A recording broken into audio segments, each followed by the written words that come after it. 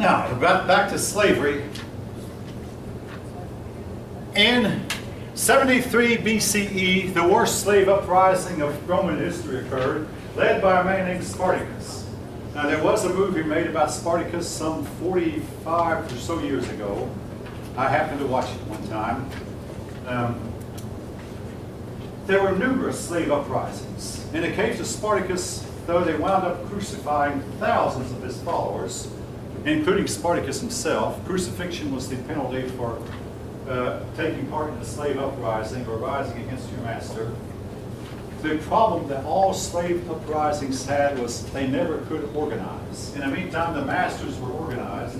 In the case of the they all knew who the leader was and who the followers were. They were, and of course, the emperor was in charge of the army, and the army had its captains, its generals, its centurions, you might say, and everybody knew who was who and what was what. Among the slaves, Spartacus couldn't keep his slaves together, couldn't keep them in order. They even had rebellions among the slaves.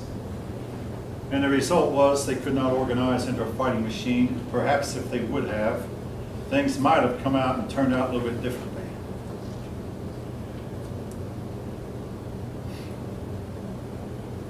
Imperial Rome, the Romans practiced two things: bread and circuses. That's what's emphasized. Look at page 139. Bread and circuses.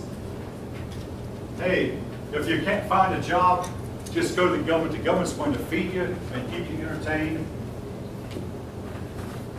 Food and entertainment, and after a while it got to where that the masses couldn't care less about what was going on as long as they were fed and as long as they were entertained.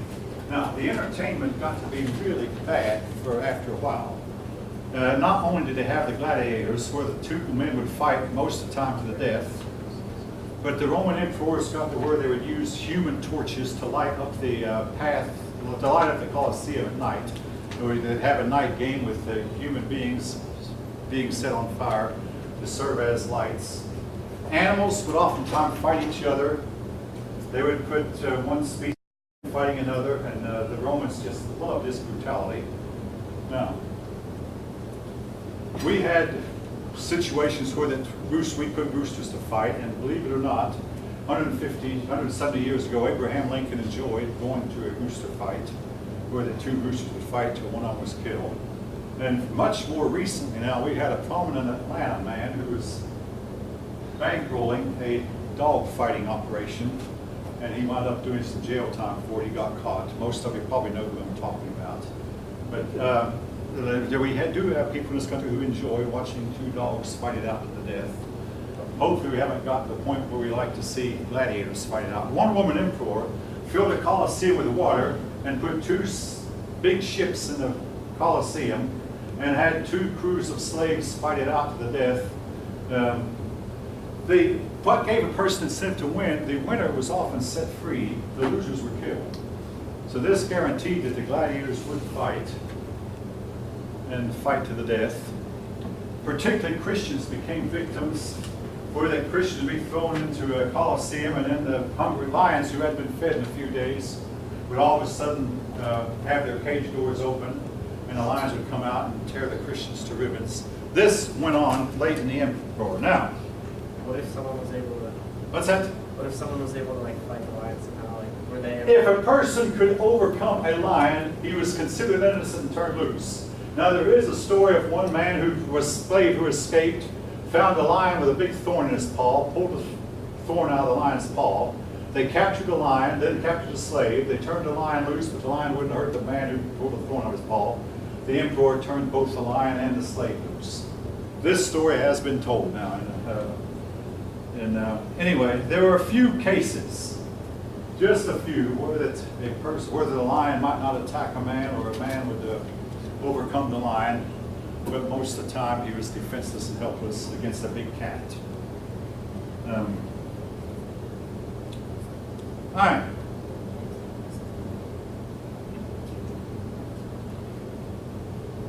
Criminals of both male and female were oftentimes put into cages to face death from wild animals. So much for that. Eventually, as the Romans progressed, they at some point outlawed the practice of gladiatorial fights. And a lot of this might have been due to Christian influence. Southern Italy had a big disaster. The year was 79 CE when a mountain blew its stack. Well, the mountain blew up, big volcano. Now, I've read some detailed accounts of this. Particularly, I mean, it wasn't a case where the mountain just blew up all at once. The mountain blew up, and everybody living there thought, well, maybe this is the last. Some people fled. The ones who fled, they survived. The ones who stayed died.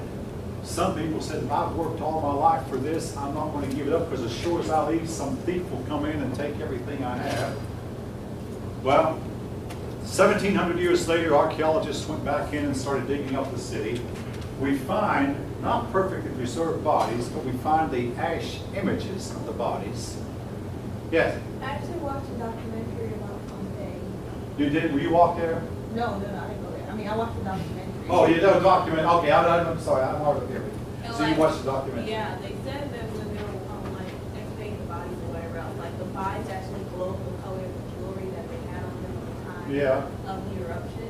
Remarkable And preservation. yeah, and then like the people were hiding, but then some people were like actually preserved, like you could see the women covering the children and their skeletons. yeah. Some people were hiding in little corners. Well, in some cases, you actually see the expressions on their face. Some people had expressions of pure horror, and others of calm serenity. I mean, except yeah. Go ahead. I didn't mean to interrupt. Oh, Yeah. no, it's okay, I'll fix it. I mean, Yeah. like, it's just. There's some remarkable detail, and they also were able to figure out, hey, this is how this is the Roman furniture, the Roman pottery. I mean, this is the way those Roman people lived. They're one of the best preserved instances of finding something from 1,700 years we ever have had in modern times. I mean, from the ancient world. Big disaster, and yes, at this moment, a volcano eruption is making news right now, but it's over in Japan. So we have them from time to time. All right, crises. Crises. Folk, before I start, I want to say a couple things. Number one, I took a course on a crisis of the 14th century, which we'll talk about at the end of the semester. In the 14th century, Europe had a general crisis where everything seemed to go downhill. In the 2nd century, Europe had another crisis. In both instances, now you can prove it about the crisis of the 14th century. You cannot prove it about this crisis in the second, but you can suspect it. I mean, there's evidence for it, but it's far. Here's what seems to have started all the crises that we have faced in memory. It's called climate cooling. Now,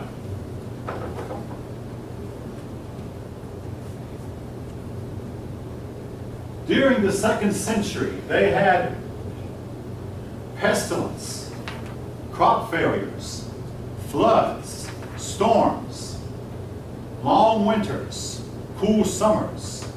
The crops could no longer grow as well as they did. All right, now, this I think is relevant because, folks, no one has ever explained something to me. The warmer the climate is, the better life on Earth is. Now, this, what I'm about to tell you, folks, is not conspiracy history. What I'm going to tell you is standard paleontology, and I challenge any one of you to look it up because I looked it up myself and did extensive research on this before I gave the lecture. During the Cretaceous period, that's spelled C-R-E-A-T-E-O-U-S, during the Cretaceous period, the Earth had a uniform tropical climate. There were no frozen polar caps. Antarctica had a year-round summer. I'm talking about the continent down south. The North Pole had a year-round summer. And during that time, life on Earth, there were no deserts. Life on Earth was abundant. Trees got to be 300 foot tall. This was the age of the dinosaurs. I'll be right with you. Have any of you happened to hear about this from any other source outside the class? 2 of you at least. All right, this is step 3. This is standard paleontology. Go ahead. Yeah, why do you think that is? What's that? Why do you think that is? Why do you think that is? Oh, Why do you because, think all right, one student asked one time, who knows what the ideal temperature of the Earth should be? Well, I think I have some idea what it should be. It should be a whole lot warmer than it is now. The warmer things are, the better plant life is. The better plant life is, the more carbon dioxide in the air, folk, the better the plant life is. Now, suppose we're putting out a whole lot of carbon gases, which should create a greenhouse effect. By the way, that's what caused the global warming I'm talking about during the Cretaceous period. Suppose that the continents split, gases spewed up to create a greenhouse effect, and everything got as hot as a firecracker. Unfortunately, it didn't stay that way. But with plant life being abundant, animal life was abundant too. Both animal and plant life prospered. Now, the crisis is caused when you have global cooling and the crops fail, the plant life fails, and when it does, human resistance goes down. Animals also die because of lack of plant life. And you have disease, famine, and all kinds of problems. Now, in the 14th century, you can prove it. Mankind did not begin to prosper again until the 1700s, and guess what? Around 1750, the climate started to warm up. Now, if anybody wants to question or dispute or argue, I won't argue. I mean, I did last Monday, but I won't argue with you. You're welcome to state your case. You're welcome to say your piece. Yes? I mean, I agree with what you just said, Yeah. but I think it's like, for every thing, there's goods and bads. Well, And I would prefer to have a warmer climate. You know, I'm all for bring on global warming. yeah. I just feel it would be bad for all those people with their $1 million mansions on the ocean who are Who'd have to move. All right, but hey. But I don't have a mansion, so I don't care. Well, also, we live 900 feet above sea level, so it's not going to come up this far anyway. Unless you live. I mean, granted, hey, I've got something to tell you about when ice melts. Folks, this is basically, when an ice cube melts in water, I mean, you have a pan of water with an ice cube. When the ice cube melts, what happens to the water level in the pan? Now, this is basic physics. Hey, what? Wrong. Yes? Well, it depends also how much ice is on the surface. Because Well, no, I'm talking about the ice is, okay, I'm sorry. The ice is floating in the water. And the ice cube is floating, and the ice cube melts. What's it do to the level of the water in the I mean, pan? it stays the same. It stays the same. But what I'm trying to say is. But okay, if you have a pile of ice, all right, I didn't clarify myself. All right, thank you. If it's an ice cap, the No. water level should rise some, but not a whole Well, lot. because if the ice is of course the ice does not go all the way down the bottom because we have sent submarines on the North Pole. So the ice at the North Pole is floating. Supposedly when the ice in the North Polar region all melts, now they will rise because there is Greenland, there's those islands up there next to Greenland. When that melts, there will be some rise. But now in Antarctica, you have another problem. You have 3 miles thick of ice. That's what I'm talking Yeah. about. That helps. Now, that ice is over a landmass now. And when that ice melts, it will raise the ocean level. Unless there's something going on we don't know about. Now, we just found out earlier this year that beneath our oceans, beneath our feet, there's a huge, vast ocean below us that might dwarf all the oceans we see on the top surface.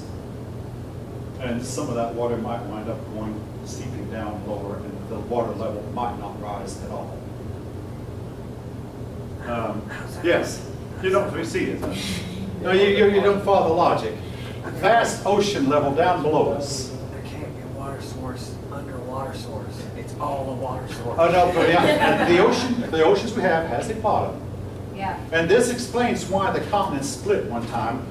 All the Earth's land and ocean masses are floating on another ocean below the oceans.